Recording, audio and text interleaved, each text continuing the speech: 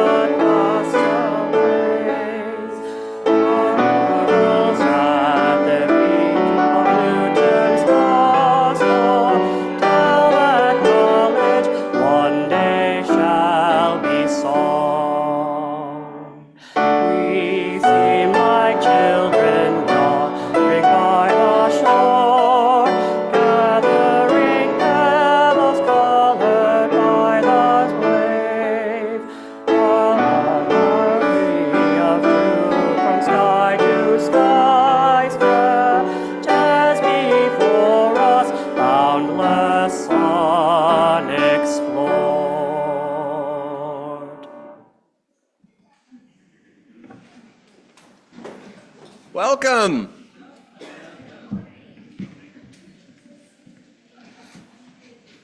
Welcome. Good morning. My name is Louise Alcorn, she, her, your celebrant this morning. And I'm the Reverend Meredith Garmon, your interim minister. Welcome to the First Unitarian Church of Des Moines. A special welcome to our visitors. For those of you on Zoom, thanks for tuning in, and please be sure your mic is muted. If you're here with children, there is childcare, or feel free to keep them seated with you or utilize our play area in the back. We ground ourselves in space and time. First, be aware of this place. This land where we gather has been home to humans for 12,000 years, starting with people of woodland culture and later the Iowa, Sauk, and Nisquaquie.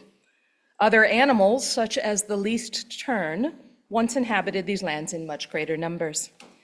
As we enter this space, the ghosts of humans and other animals past are among us. We are called to join in the work of education, reparation, and healing for all species. And we are aware of our location in time. Today is the 10th Sunday of autumn. The moon is waning crescent and will be new just after midnight on Saturday night. On the Christian calendar, today is the 34th and last Sunday of ordinary time between the end of Eastertide and the beginning of Advent. Next Sunday will be the first of the 4 Sundays of Advent, and we are 4 days from Thanksgiving Day. Announcements. For newcomers to our congregation who may be curious to learn a little more about us, every first Sunday of the month, we have a curiosity conversation after the service. The next one will be next Sunday, December 1st, that's the Sunday after Thanksgiving, in the back of this auditorium sanctuary, just a few minutes after the end of the service.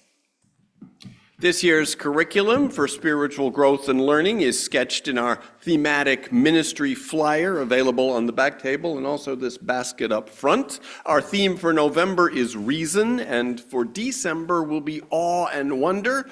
Connection circles will be exploring these themes. If you're not in a connection circle, you can sign up on the sheets on the back wall there. The reason booklets are available in the basket just outside the door there. The awe and wonder packets for next month are almost but not quite ready. You'll just have to wait in awe and wonder. The ribbons you see, yeah, for Advent.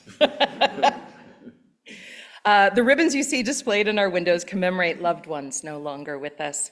If you haven't and would like to add a ribbon, we have ribbons on the back table on which you can write the name of a dear one who has died, and then tie the ribbon to the twine. The minister's discretionary fund allows me to extend the congregation's generosity when our financial struggling neighbors come to ask for help. To contribute to that fund, you can grab an envelope marked Minister's Discretionary Fund from the back table, or again, this basket up front has them, and then drop it in the offering basket when it comes around. And now we light our chalice. On the 10th Sunday of autumn, we are dedicating our chalice to the fifth source of the living tradition we share. Humanist teachings which counsel us to heed the guidance of reason and the results of science and warn us against idolatries of the mind and spirit. Please join with me in the chalice lighting words from Edward Everett Hale. I am only one, but still I am one. I cannot do everything, but still I can do something. And because I cannot do everything, I will not refuse to do something that I can do.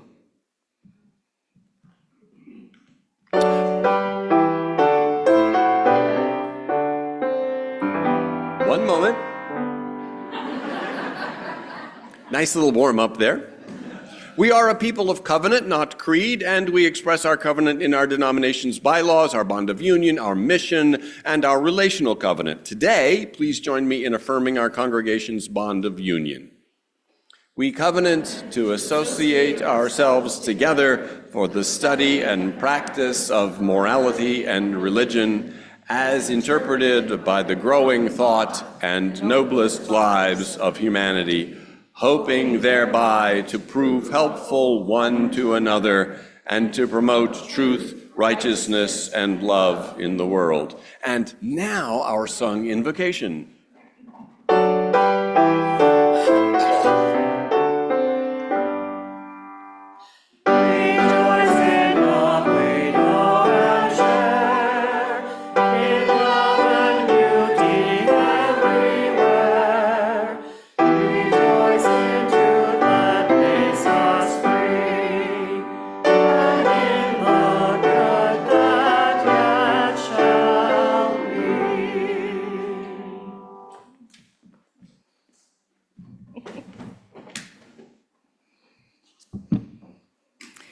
Please join me in the responsive reading, number 530 at the back of your gray hymnal. I will read the unitalicized text, and you shall respond with the italicized text. It's called Out of the Stars. And I need my glasses for this one. Out of the stars in their flight, out of the dust of eternity, here have we come. Stardust and sunlight mingling through time and through space. Out of the stars have we come, out from time, out of the stars have we come. Time out of time before time, in the vastness of space, Earth spun to orbit the sun. Earth with the thunder of mountains newborn, the boiling of seas. Earth warmed by sun, lit by sunlight, this is our home, out of the stars have we come. Mystery hidden in mystery back through all time. Mystery rising from rocks in the storm and the sea. Out of the stars, rising from rocks in the sea, kindled by sunlight on earth, arose life. Ponder this thing in your heart. Ponder with awe. Out of the sea to the land, out of the shallows came ferns.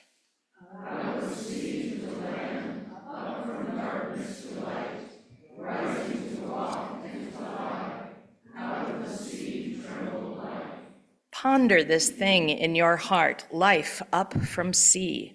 Eyes to behold, throats to sing, mates to love.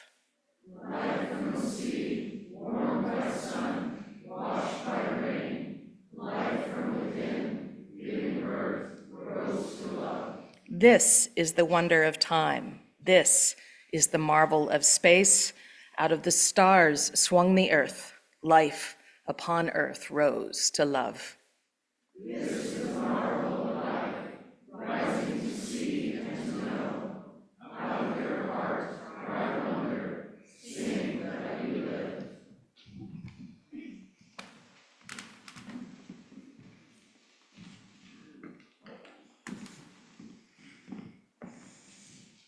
Today's story is The Choices I Make by Michael Gordon. When Josh got home from preschool, he wanted to play with his favorite toy. He had thought about it all day, but when he looked, it wasn't where he thought it should be. He searched all over until he found it with Emily. That's my toy! You stole it! An upset Josh cried. Emily looked shocked by his words, her mouth wide open. I borrowed it. I'm sorry. There's no need to be mad. She felt bad that she had upset him, and her face seemed to look sad. Dad rushed up the stairs after he heard Josh shout out. He said, Josh, what on earth is all the noise about? When Dad heard the story, he looked at Josh and said, Son, nothing is ever gained from losing your head. Does shouting make you feel better or worse? Dad asked. It seems you've made yourself feel worse and Emily sad. Calm yourself down by counting backwards from 10 in your head rather than yelling. Kindly ask for your toy back instead. Josh thought about what Dad said. He decided to stop and think next time before getting mad. Emily gave him back his toy and he walked off to play. He realized he'd feel better by handling upset in this way. Later that week, Mom was making Emily's birthday cake, and Josh got very excited after sneaking a peek. He licked his lips when he saw it. It looked so nice. He wanted so much to reach out and grab a huge slice. But he thought about Emily and what she might say if there was no cake at her party. It would ruin her special day. Josh didn't want to upset his sister, so he decided to wait. He wanted to make sure Emily's party would be great. The next morning, Josh's friends came over to play. They brought a board game everyone wanted to try that day. It was a close finish. Josh tried hard, but he didn't win. He hated losing games, and he felt his anger begin. He wanted to throw the board into the air and stomp away, but he knew if he did, he would just ruin everyone's day. So he breathed slowly and deeply until his anger was gone. Then he smiled and said, Well done, guys. Good job. Let's get a new game on. Later at the store, Josh and Mom were waiting in a queue. Josh saw some candy and really wanted it too. Please, Mom, I really want candy. Josh said, frustrated. But Mom repeated firmly, no. Josh got upset. His face turned red. He felt so angry. He just wanted to scream and shout. But he did what he knew would help the anger quietly out. He closed his eyes and counted slowly from 10 to 1 in his head. He didn't get candy, but he felt proud of himself instead.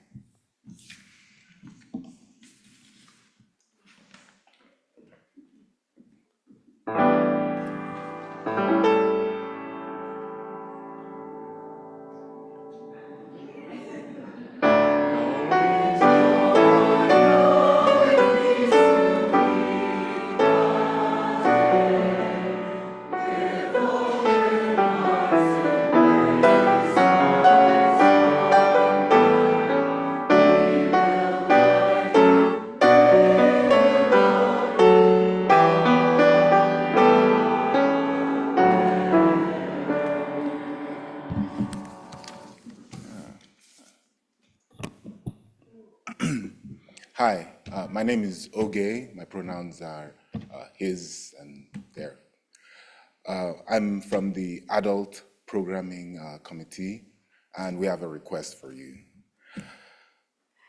With the next 4 years of hatred, divisiveness, and fear, so much of what we care about is under threat or at risk. We could wander through dazed and confused in despair, or we could take action with our allies. How do we support our marginalized friends and neighbors, our public schools and libraries, union workers, women, the planet, and numerous others?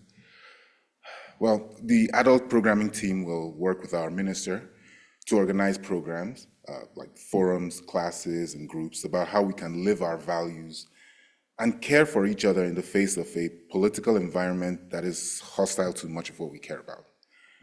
We want to invite congregants to join us as we plan for programs and cooperate with the many groups in the church and community that will equip us to defend the vulnerable, speak our truths to power, and care for ourselves. This could mean learning about and possibly volunteering with these groups that fit around our theme. And this will also mean programs that encourage our self-care and mutual sharing of the burdens of this time. We can move from despair to joyful action. Please join us as we plan for our robust future. So sign up at the table after service. There will be someone at a desk there or online to help us in planning these new programs and suggest groups that we can collaborate with in this effort. Thank you.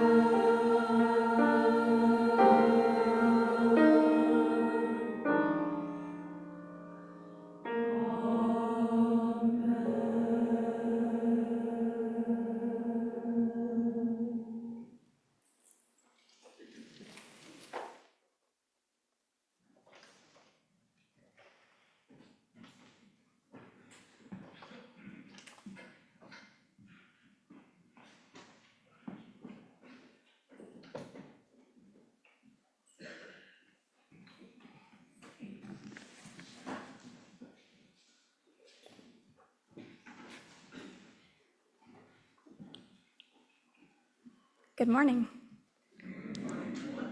I'm Anna Davis Evans, and I'm a pastoral care associate for our congregation.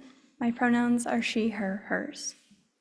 You're invited to call upon the pastoral care team if you are going through any significant transition in your life to talk things over. You can reach out to us at pastoralcareteam@ucdsm.org, or of course, speak to me after the service. You can always request assistance, volunteer to provide it, or submit a joy or sorrow through the Caring Community page on our website. Losses come in many shapes and forms.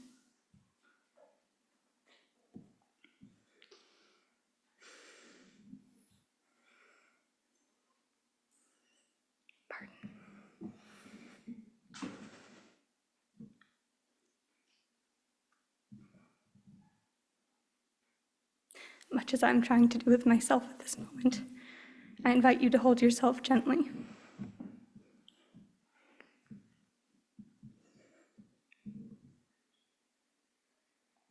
When you're able, extend a hand or hug to those of you who are in the church.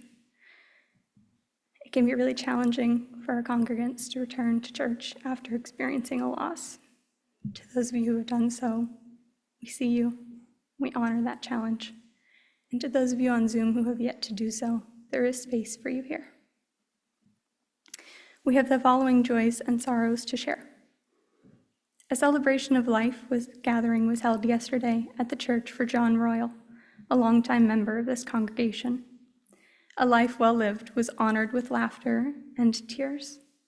For John's family and loved ones, now the next part of the grieving starts. We are with you and continue to hold you in our hearts. Julianne Lawrence shares that her mother, Jeanette, had a heart attack this past Monday. Julianne is out in North Platte, Nebraska with her mother and family now. We send our love and care to them all. Ellen Taylor and Harvey Harrison share this mix of joy and perhaps concern. They have moved into their new home at Scottish Rite. Moves are big, complicated, and tiring endeavors. Congratulations and good luck to you both. Let us share now the names of anyone we know who could use some special care and attention. You may call the names out loud or type them into the chat. As we share these names, may the love of this community hold them all.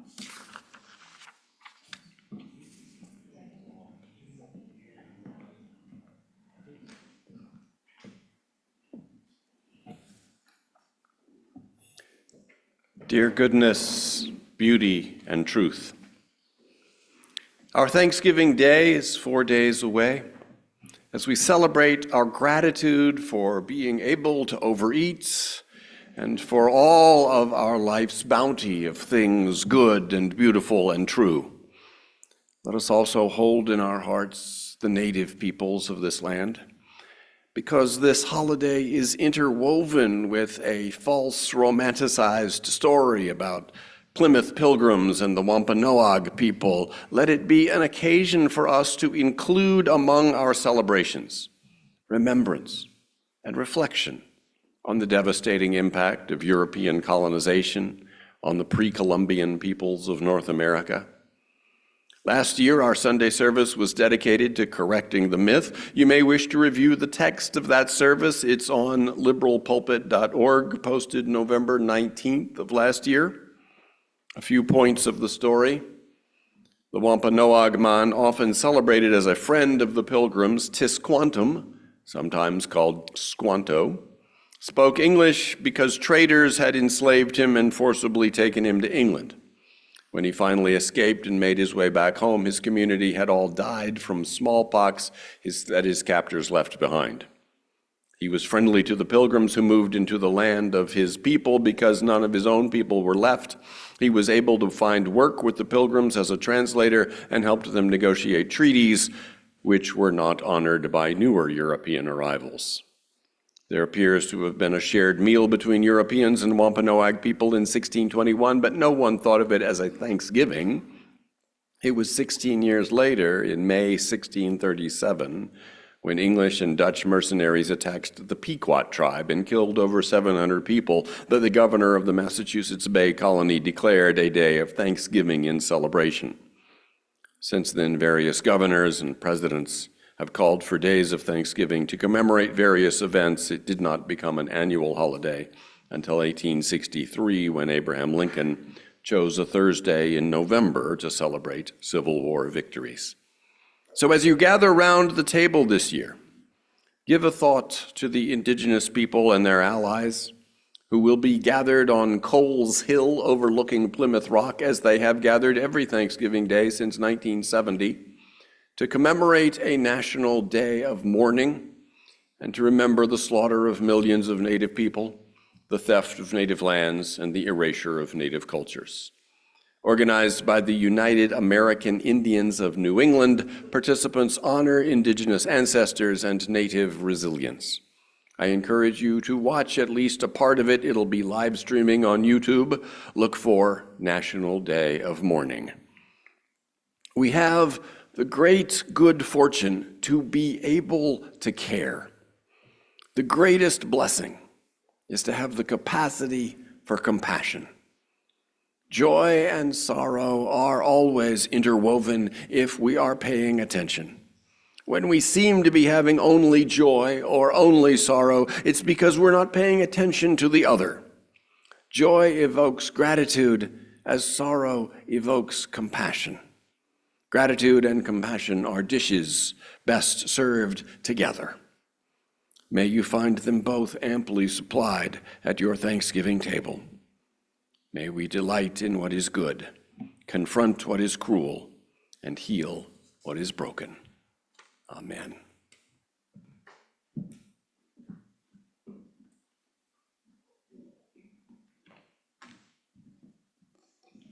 May the light of our community shine on the broken places of the world, and may we not look away when we are needed. We light 3 candles, one for the joys and sorrows shared aloud, one for those shared in writing, and one for those held silently among us. For all these, we now observe a minute of silence.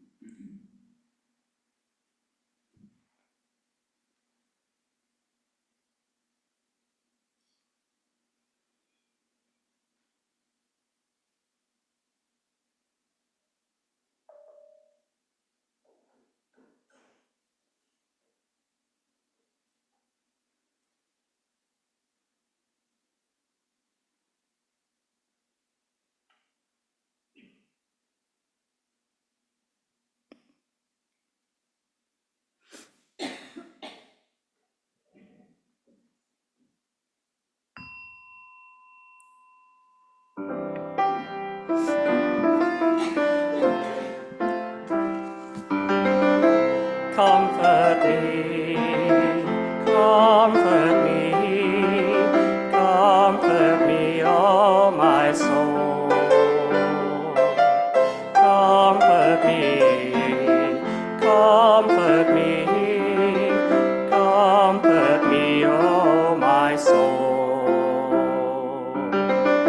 Sing with me, sing with me, sing with me, oh my soul. Sing with me, sing with me, sing with me, oh my soul.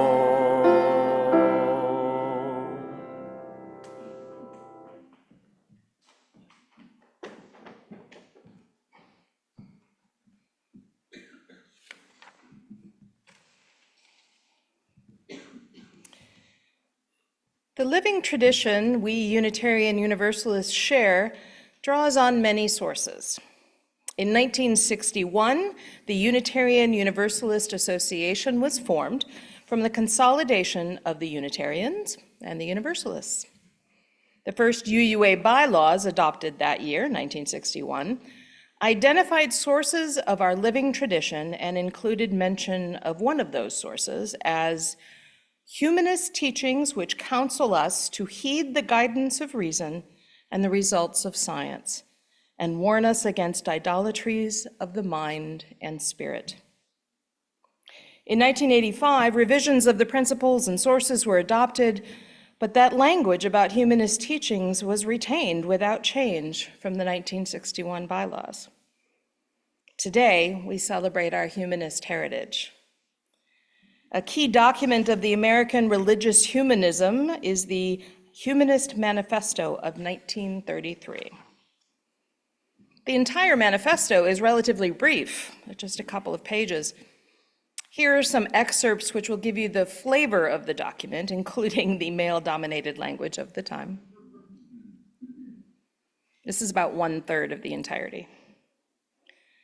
The time has come for widespread recognition of the radical changes in religious beliefs throughout the modern world.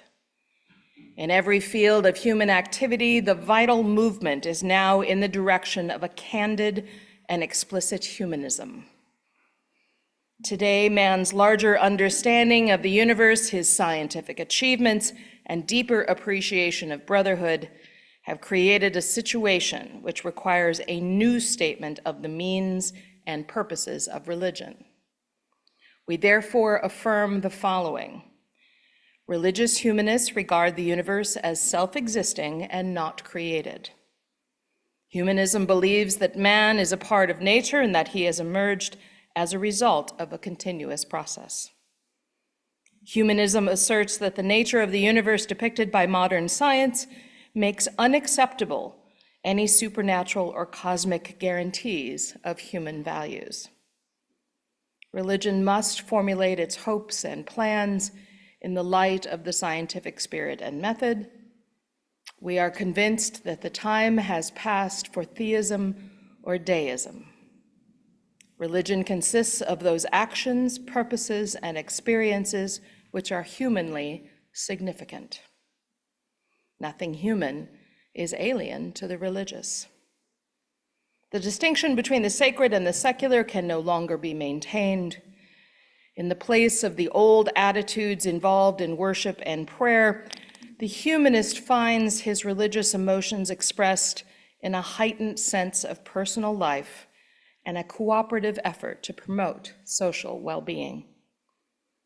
We assert that humanism will, A, affirm life rather than deny it, B, seek to elicit the possibilities of life, not flee from them, and C, endeavor to establish the conditions of a satisfactory life for all, not merely for a few. Man is at last becoming aware that he alone is responsible for the realization of the world of his dreams, that he has within himself the power for its achievement. We come now to the offering. Recalling the words of the inspiration section of the UUA bylaws, as Unitarian Universalists, we use and are inspired by sacred and secular understandings that help us to live into our values. We respect the histories, contexts, and cultures in which they were created and are currently practiced. These sources ground us and sustain us in ordinary, difficult, and joyous times. Grateful for the religious ancestries we inherit and the diversity which enriches our faith, we are called to ever deepen and expand our wisdom. In the spirit of gratitude, we extend our thanks to members of our congregation. From last September, a thanks to our AV tech, Joe Hogan, who did not let a knee operation hinder his excellent work. For October, thanks to Doug Opperly for giving so much time and energy to keeping the grounds cleaned up. Yay! And this month, thanks to Jean McCracken, whose service on the adult programming team has included organizing forums and leading small groups. In gratitude, then, we give, for in gratitude, we receive.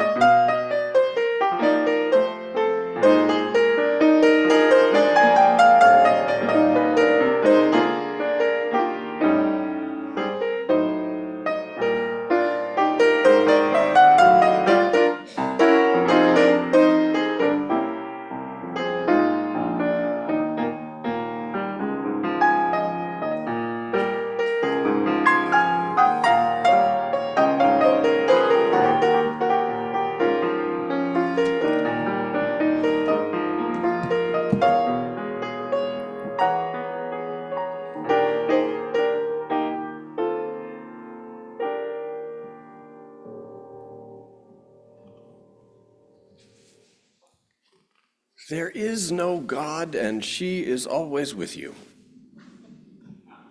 What do I mean by that? Well, our reality, the reality that we live our lives in, the only reality possible, is populated with concepts. Reality has houses and streets and cups and chairs and trees and stars, ourselves and other people in it, which is to say, we have concepts of those things. Reality also has abstract things, like the number 7, abstracted out from any particular collection of 7 objects and just there before our minds in its pure sevenness.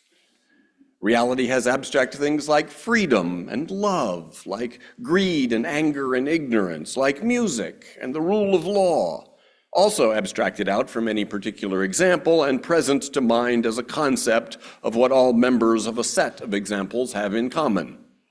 Reality has some things even more abstract, like the square root of -1, which is not a real number. It's an imaginary number, but it's part of our reality.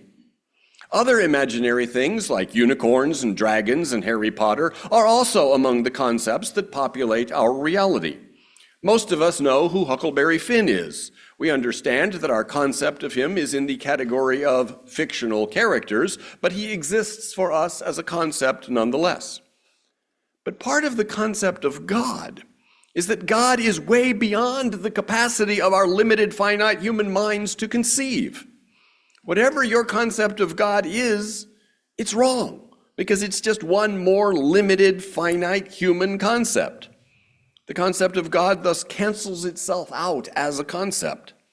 If I ask you to think of something that's unthinkable, you can't do it.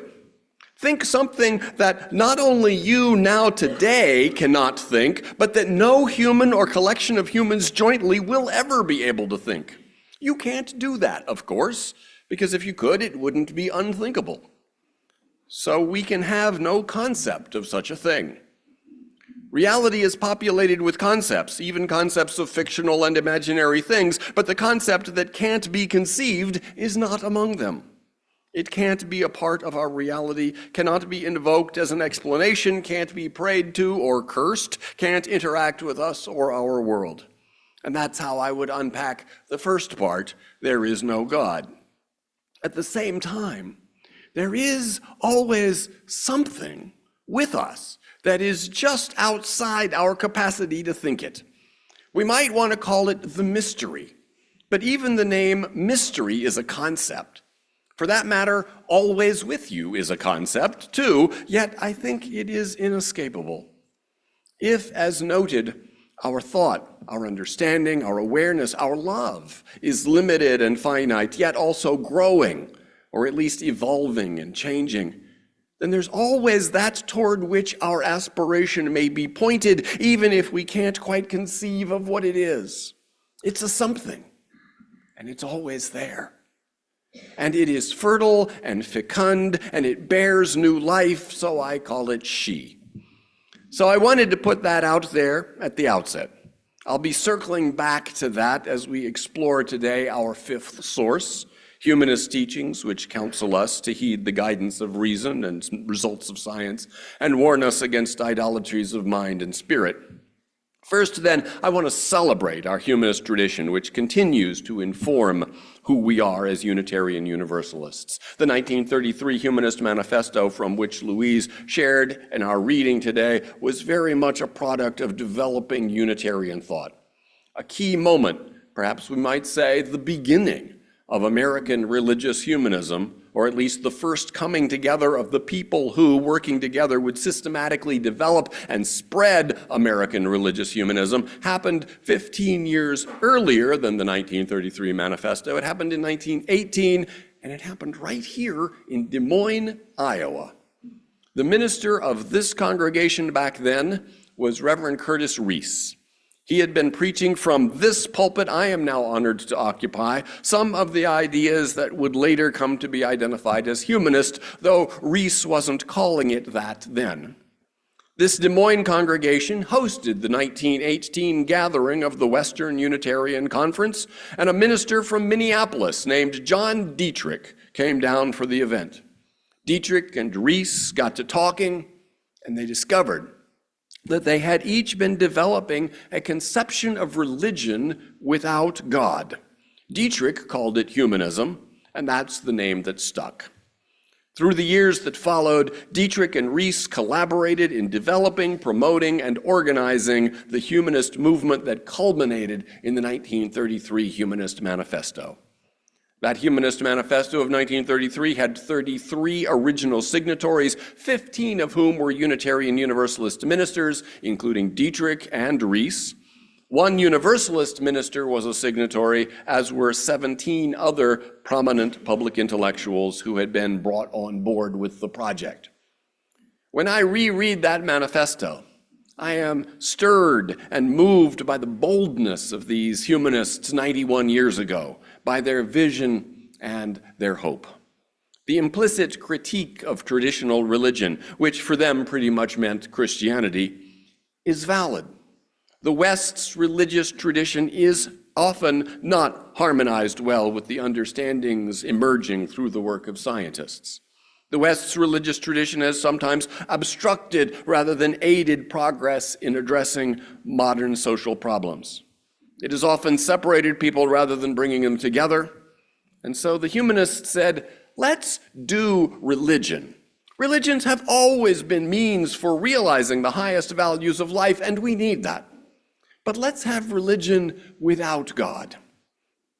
Today, we still live in a world where people plant bombs on themselves, in cars, in buildings, fly jet airliners into buildings, and are led to do so in a way that is enmeshed with their understanding about what they call God. Today, we still live in a world where people want to take away women's reproductive freedom and punitively stigmatize gay, lesbian, bisexual, and transgender people, and their thinking makes heavy and frequent reference to something they call God. Today, we still live in a world where our children are liable to be told by their classmates that they are going to hell. Today, we still live in a world where a few people make it their life's mission to devise elaborate refutations of evolution, and where more than a few people work to change the public school science curricula to present as science their views about something they call God. Today, we still live in a world where our own experience of many religious institutions is that their devotion to something they call God goes hand in hand with authoritarianism. They don't allow questioning, don't allow critical thinking, demand uncritical acceptance of authority. They say that the authority is a book, but the perceptive quickly see that the authority really is a community of human leaders who have settled on one interpretation of that book, when the book itself, equally well or better, supports different readings. Today, we still live in a world where we see that faith so often means believe what the authority figure tells you to believe and pray what the authority figure tells you to pray. Today, we still live in a world where countries that social scientists measure as high on religiosity, venerating something they call God, those societies also measure higher on violence, drug and alcohol addiction, teen pregnancy, imprisonment rates, and high school dropout rates.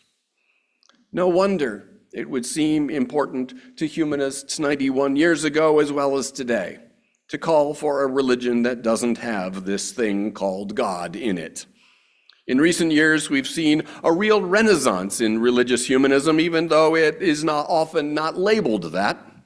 Try typing spiritual atheism into your favorite search engine, and you'll find that there's a lot out there exploring and developing the idea of religion and spirituality without God. It's a new atheism, much of which sprang up in the wake of the new atheism.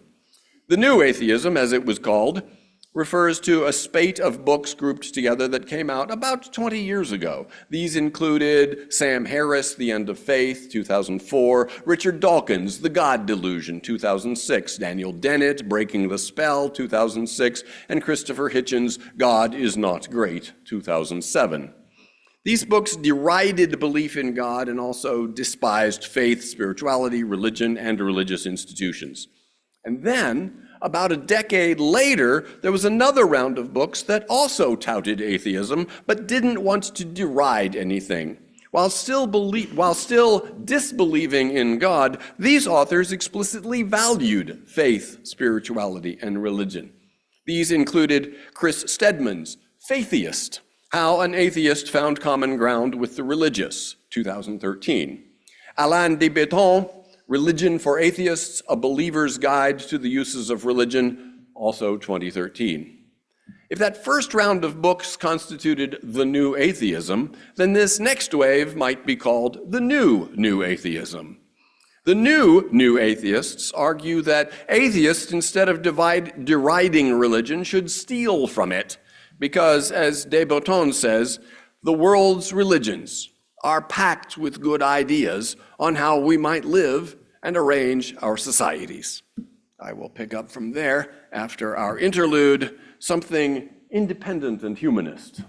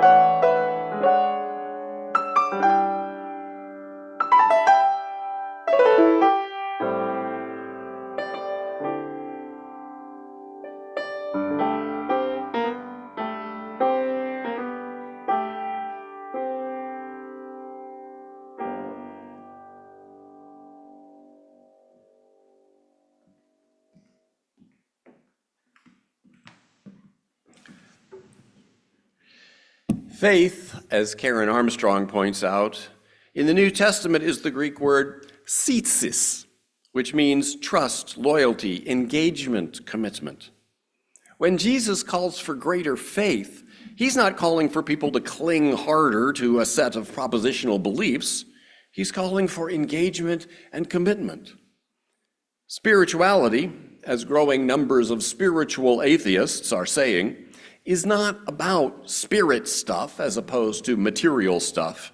It's about claiming the depths of awe and wonder, serenity and compassion, abundance and acceptance, indissoluble union with the great all, and of belonging to the universal. The idea of connecting with the religious impulse rather than denying it is just what the Humanist Manifesto called for 91 years ago. And speaking of good ideas that we can draw from the traditional faith traditions, one of those ideas, which is in fact a staple of Christian theology going back centuries, is that there is no God. Yes, that's right. John Scotus Erigena, a 9th century Christian theologian, made an argument somewhat similar to the one with which I started this sermon. Erigena wrote, "We do not know what God is. God himself doesn't know what he is, because he is not anything. Literally, God is not, because he transcends being." Got that? This is a Christian theologian saying God does not exist. Erigena also says God isn't non-existent in the way that, say, my Ferrari is non-existent.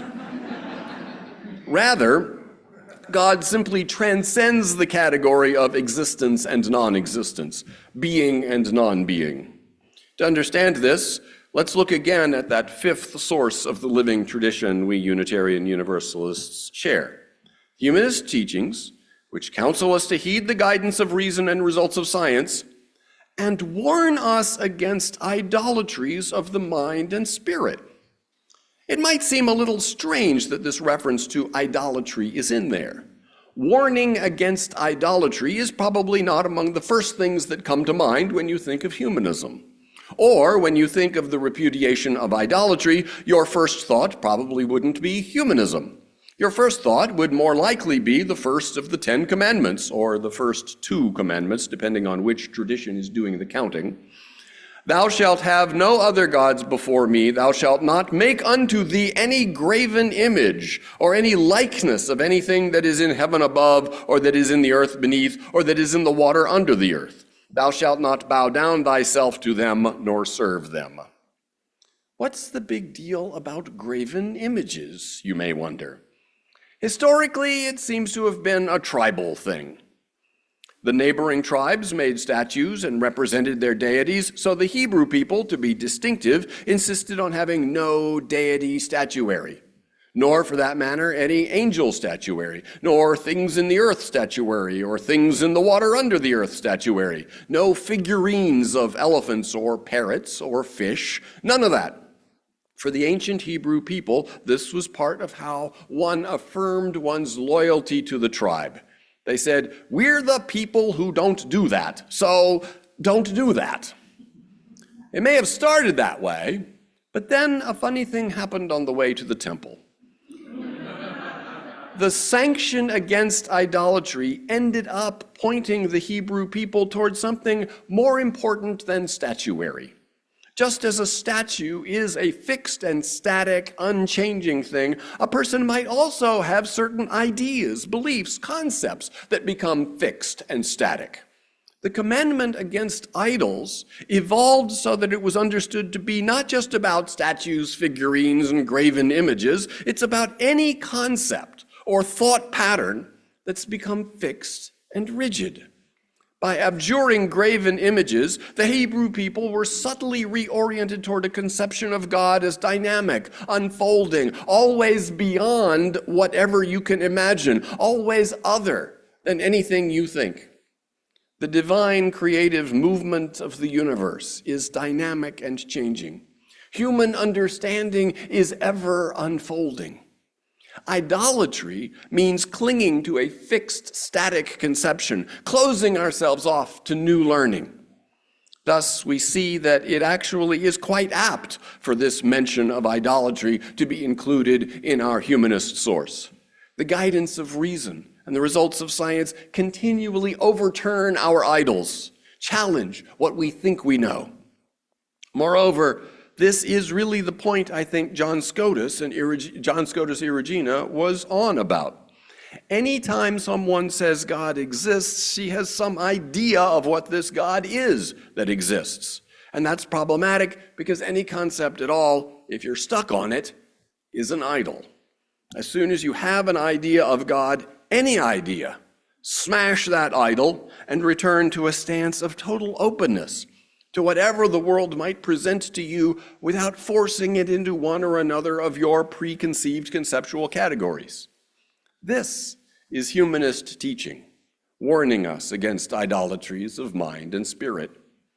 Don't even make an idol of your own past statements or belief. If you find yourself saying things that contradict other things you've earlier said, that's okay. Emerson said, a foolish consistency is the hobgoblin of little minds. And Whitman said, do I contradict myself? Very well, I contradict myself. I am large, I contain multitudes. In a sermon I gave last March called The Ontological, the Semantic, and the Tribal, I suggested the core uses of the word God were to point to any or all of the following: community-forming power, love, the greatest source of beauty, mystery, or creativity, the widest or deepest inspiration to gratitude, humility, wonder, and awe, origin, any ultimate context and basis for meaning, value, ethics, or commitment. The widest reality to which our loyalty is owed, the cosmos. But all of those, too, are concepts that could become idols. By saying God, we are also saying more than all of these definitions, or rather, maybe less. We're saying that, while at the same time whispering, but remember, also not that. By saying God, we are invoking a tradition which, for all its abuses and its nonsense, also includes the reminder that our ideas are inadequate. A tradition which calls us to smash our idols. A tradition that says there is more there than our words can say. So much more that even our truest words are also false to the fullness of the mystery within which we live and breathe and have our being. There is no God. That is, there is no possible concept that can encapsulate all of the wonder and the paradox that is this dear life. The wonder and the paradox that is directly staring us in the face every moment, saying, hey you, knock over the idols of what you think you know and wake up. Whatever you think you know, this moment has something new and fresh to teach you. Are you listening? Are you looking? Always. For there is no God, and she is always with you, whispering, pay attention. Amen.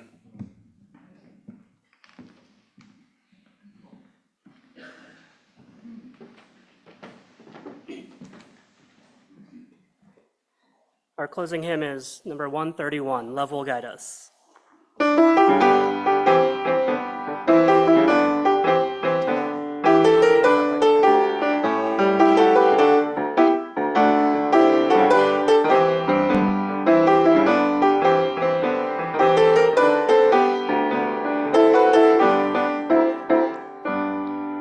Love will guide us, peace has tried us, hope inside us will lead the way on the road from greed to giving.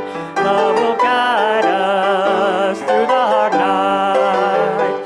If you cannot sing like angels, if you cannot speak before thousands, you can give from deep within you. You can change the world with your love. Love will guide us, peace has tried us, hope inside us will lead the way on the road from greed to giving. Love will guide us through the hard night.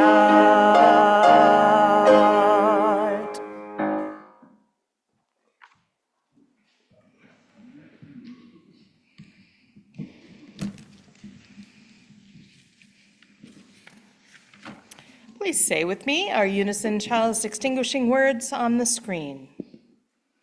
The prophet's challenge to confront harm, to respond with justice, compassion, and the transforming power of love that is now our resolve. And for those of you who see God, may God be with you. For those who embrace life, may life return your affection. And for those who seek a better way, may the path be found and the courage to take it step by step. Go in peace.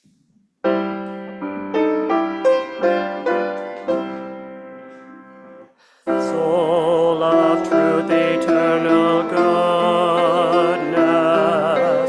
sojourn with us as we part. Fill our minds with high endeavor. Keep us just and pure in heart. Strengthen us for daily duty. Guide us by the inward light.